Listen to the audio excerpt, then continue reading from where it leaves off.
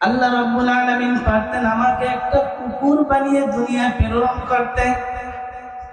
আল্লাহ রাব্বুল আলামিন ইচ্ছা করলে আমাকে একজন হিন্দুর ঘরেও প্রেরণ করতে পারতেন।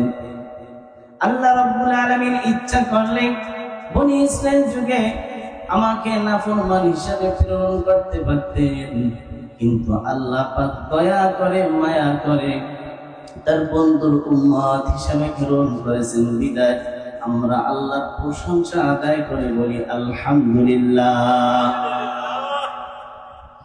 আল্লাহ রাব্বুল আলামিন বলে, রে দুনিয়ার মানুষ, ওয়ারফা'না লাকা যিকরা, তোমরা আমার নবীর দুরূদ সালাম পড়ো আর না পড়ো, আমি আল্লাহ এমন ভাবে পৃথিবীর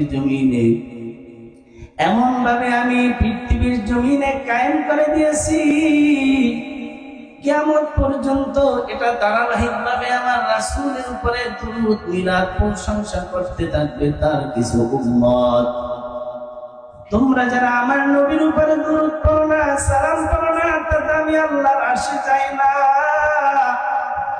মুয়াজ্জিন সাহেব ঠিকই আশহাদু আন্না মুহাম্মাদুর রাসূলুল্লাহ বলবে কিয়ামত পর্যন্ত, বলেন আল্লাহু আকবার। মুয়াজ্জিন সাহেব নামাজ শুরুর আগে ইকামতে আশহাদু আন্না মুহাম্মাদুর রাসূলুল্লাহ বলবে ঠিকই। মুয়াজ্জিন সাহেব আযানের পর দুয়ার ভিতরে আমার নবীর প্রশংসা আদায় করে সকলকে জানাইয়া দিবে। নামাজের ভিতরে আমার নবীর নাম প্রত্যেক নামাজি নিবে। আমার নবীর নাম নামাজে না নিলে তার নামাজ হবে না। আমি আল্লাহ এভাবে কিয়ামত পর্যন্ত কালেমার ভিতরে লা ইলাহা ইল্লাল্লাহ বাকিও শোনা বললে তার ঈমান পরিপূর্ণ হবে না। বলেন না সুবহানাল্লাহ।